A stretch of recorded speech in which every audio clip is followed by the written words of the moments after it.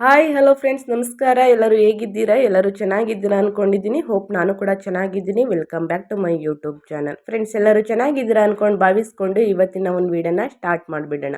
ಸ್ನೇಹಿತರೆ, ಇವತ್ತಿನ ಒಂದು ವಿಡಿಯೋದಲ್ಲಿ ಏನಂದರೆ, ಗೃಹಲಕ್ಷ್ಮಿ 11ನೇ ಕಂತು ಹಣನ ಬಿಡುಗಡೆ ಮಾಡೋಕ್ಕೆ ರಾಜ್ಯ ಸರ್ಕಾರ ಒಂದು ನಿರ್ಧಾರಕ್ಕೆ ಬಂದಿದೆ. ಅದ್ರ ಬಗ್ಗೆ ನಾನು ತಿಳಿಸ್ಕೊಡ್ತಾ ಇದ್ದೀನಿ. ಅದಕ್ಕೆ ನೀವು ಏನು ಮಾಡಬೇಕು ಅಂದರೆ ವೀಡಿಯೋನೆಲ್ಲೂ ಕೂಡ ಸ್ಕಿಪ್ ಮಾಡಬಾರ್ದು. ಸ್ಕಿಪ್ ಮಾಡೋದ್ರಿಂದ ನಿಮಗೆ ಅರ್ಧ ಇನ್ಫಾರ್ಮೇಷನ್ನ ತಿಳ್ಕೊಂಡು ನಿಮಗೆ ಅರ್ಥ ಆಗಲ್ಲ. ಸೊ ಹಾಗಾಗಿ ಮೊದಲಿಂದ ಕೊನೆ ತನಕ ವೀಡಿಯೋನ ಸಂಪೂರ್ಣವಾಗಿ ನೀವು ವಾಚ್ ಮಾಡಿದಾಗ ನಿಮಗೆ ಫುಲ್ ಇನ್ಫಾರ್ಮೇಷನ್ ಅರ್ಥ ಆಗುತ್ತೆ. ಇನ್ಫಾರ್ಮೇಷನ್ ಅರ್ಥ ಆದಮೇಲೆ ದಯವಿಟ್ಟು ಲೈಕ್ ಮಾಡೋದನ್ನ ಮರಿತಿದ್ದೀರ, ಲೈಕ್ ಮಾಡಿ. ಇನ್ನೂ ನನ್ನ ಚಾನಲ್ನ ಸಬ್ಸ್ಕ್ರೈಬ್ ಮಾಡ್ಕೊಂಡಿಲ್ಲ ಅಂದರೆ ಸಬ್ಸ್ಕ್ರೈಬ್ ಮಾಡ್ಕೊಳ್ಳಿ.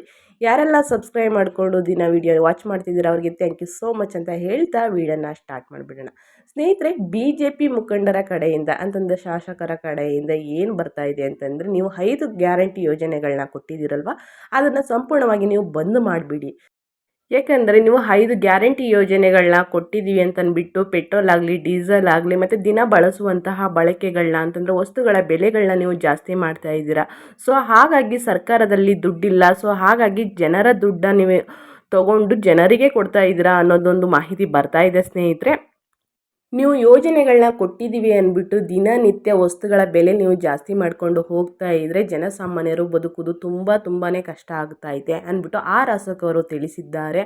ಅಂದರೆ ಕಾಂಗ್ರೆಸ್ ಪಕ್ಷಕ್ಕೆ ಧಿಕ್ಕಾರ ಅನ್ನೋದನ್ನು ಕೂಡ ಟ್ವಿಟರ್ ಮುಖ ಟ್ವೀಟ್ ಮಾಡಿದ್ದಾರೆ ಅಂತಲೇ ಹೇಳ್ಬೋದು. ಮತ್ತು ಇನ್ನೊಂದೇನೆಂದರೆ ಸ್ನೇಹಿತರೆ, ಇದಕ್ಕೆ ಉತ್ತರ ಏನು ಕೊಟ್ಟಿದ್ದಾರೆ CM ಸಿದ್ದರಾಮಯ್ಯ ಅವರು ಅಂತಂದರೆ, ನಾವು ನೋಡೋದಾದರೆ, ನಾವು ಪೆಟ್ರೋಲ್ ಡೀಸೆಲ್ ಬೆಲೆ ಏರಿಕೆ ಮಾಡಿಬಿಟ್ಟು ಆ ಬಂದಿರೋ ಹಣನ ನಾವು ನಮ್ಮ ಮನೆಯಲ್ಲಿ ಇಡ್ತಾ ಇಲ್ಲ. ಸೊ ನಮ್ಮ ರಾಜ್ಯದ ಅಭಿವೃದ್ಧಿಗೋಸ್ಕರ ಪೆಟ್ರೋಲ್ ಡೀಸೆಲ್ ಬೆಲೆನ ಏರಿಕೆ ಮಾಡಿದ್ದೀವಿ ಅಂತಂದರೆ, ನಮ್ಮ ರಾಜ್ಯಕ್ಕೆ ಹೋಲಿಸ್ಕೊಂಡ್ರೆ ಬೇರೆ ರಾಜ್ಯಕ್ಕೆ ನಾವು ಟ್ಯಾಲಿ ಮಾಡಿ ನೋಡಿದ್ರೆ ನಮ್ಮ ರಾಜ್ಯದಲ್ಲಿ ಕಡಿಮೆನೇ ಇದೆ ಪೆಟ್ರೋಲ್ ಡೀಸೆಲ್ ಬೆಲೆ ಅಂದ್ಬಿಟ್ಟು ತಿಳಿಸಿದ್ದಾರೆ ಸ್ನೇಹಿತರೆ. ಸೊ ಹಾಗಾಗಿ 11ನೇ ಕಂತು ಹಣ ಬರೋಕ್ಕೆ ಇಷ್ಟು ಗೊಂದಲಗಳು ಸ್ಟಾರ್ಟ್ ಆಗಿದೆ. ಎಲ್ಲ ಕಡೆ ಪೆಟ್ರೋಲ್ ಡೀಸೆಲ್ ಬೆಲೆ ಏರಿಕೆ ಜಾಸ್ತಿ ಆಗಿರೋದ್ರಿಂದ ಆಕ್ರೋಶಕ್ಕೆ ಒಳಗಾಗಿದ್ದಾರೆ ಅಂತಲೇ ಹೇಳ್ಬೋದು. ಸೊ ನೀವು ತಿಳಿಸ್ಬೋದು ಕಮೆಂಟ್ ಮುಖಾಂತರ ಪೆಟ್ರೋಲ್ ಡೀಸೆಲ್ ಬೆಲೆ ಏರಿಕೆ ಬಗ್ಗೆ ಆಗಲಿ ನೀವು ಮತ್ತು ಗೃಹಲಕ್ಷ್ಮಿ ಹಣ ಕೊಡ್ತಾ ಇರೋದ್ರಿಂದ ನಮಗೆ ಎಷ್ಟು ಉಪಯೋಗ ಅನ್ನೋದನ್ನ ನೀವು ಕಮೆಂಟ್ ಬಾಕ್ಸಲ್ಲಿ ತಿಳಿಸಿದರೆ ನಿಮ್ಮ ಒಂದು ಮೆಸೇಜ್ಗಳು ಕೂಡ ಹೈಲೈಟ್ ಆಗೋ ಚಾನ್ಸಸ್ ಇರುತ್ತೆ ಸ್ನೇಹಿತರೆ.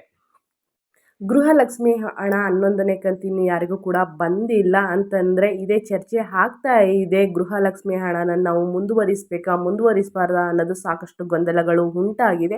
ಹಾಗಾಗಿ ಯಾರಿಗೂ ಕೂಡ ಗೃಹಲಕ್ಷ್ಮಿ ಹಣ ಬಂದಿಲ್ಲ ಸ್ನೇಹಿತರೆ. ಆ ಅಪ್ಡೇಟ್ಸ್ ಬಂದರೆ ನಾನು ನಿಮಗೆ ತಿಳಿಸ್ಕೊಡ್ತೀನಿ. ಮತ್ತು ಇನ್ನೊಂದೇನೆಂದರೆ ಸ್ನೇಹಿತರೆ, ಈ ಯೋಜನೆಗಳ ಬಗ್ಗೆ ನೀವು ತಿಳ್ಕೋಬೇಕು ಅಂದರೆ ನನ್ನ ಚಾನಲ್ SPS ಮೀಡಿಯಾನ ನೀವು ಸಬ್ಸ್ಕ್ರೈಬ್ ಆದರೆ ಉಚಿತವಾಗಿ ವೀಡಿಯೋನ ವಾಚ್ ಮಾಡ್ಬೋದು ಮತ್ತು ಉಚಿತವಾಗಿ ಸಬ್ಸ್ಕ್ರೈಬ್ ಮಾಡ್ಕೋಬೋದು. ನೀವು ಸಬ್ಸ್ಕ್ರೈಬ್ ಮಾಡೋದ್ರಿಂದ, ಲೈಕ್ ಮಾಡೋದ್ರಿಂದ ನಿಮ್ಗೆ ಏನು ಕೂಡ ಪ್ರಾಬ್ಲಮ್ ಆಗಲ್ಲ ಅಂತ ಹೇಳ್ತಾ ವಿಡಿಯೋ ಇಷ್ಟ ಆದರೆ ದಯವಿಟ್ಟು ಲೈಕ್, ಕಮೆಂಟ್, ಶೇರ್ ಮಾಡಿ. ಮತ್ತೊಂದು ವಿಡಿಯೋದಲ್ಲಿ ಸಿಗ್ತೀನಿ. Thank you for watching.